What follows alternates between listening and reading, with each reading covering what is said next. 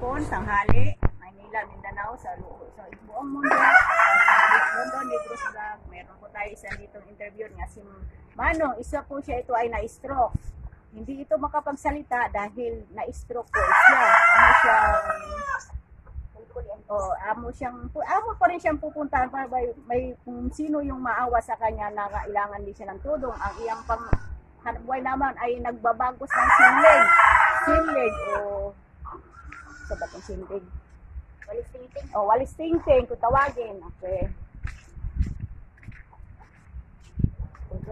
Nandito kami dito kay si Manong. Rinaldo Dayaw.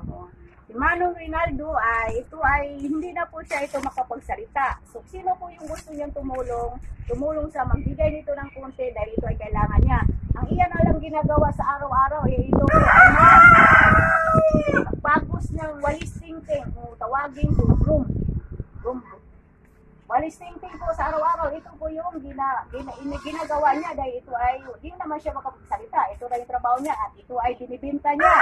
Kaya ito ay makakabili ng bigas sa pang-araw-araw.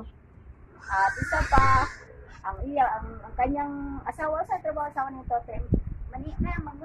mayroon po siyang asawa, ayun lang po ang naghanap buhay, mangwa ng langka o ibenta o manggulay.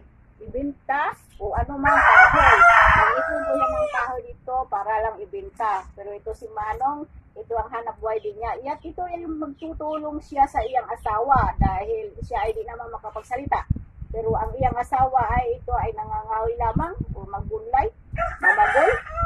Yan po ang hanap buhay na asawa ni Kuya. Si Manong ay hindi na po ito makapagsalita dahil na-stroke po ito.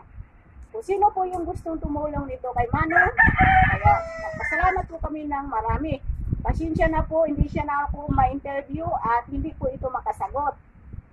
Kung sino lang po yung gustong tumulong nito, magpasalamat kami ng marami. Lagi na nito sa London Negros Vlog at pinangunahan ito ni Ma'am Sally Torres. Sa inyong mga suporta, Ma'am Sir, kung sa inyong mga blessing na hindi kayo nagsasawang sumuporta sa mga mahirap, marami pong salamat, maraming salamat po sa inyong lahat. Sir, sa mga sponsor, sa Maynila, Mindanao, London, London Negros Vlog. Salamat po sa inyo. God bless all. Bye-bye. Thank you. London Negros Vlog.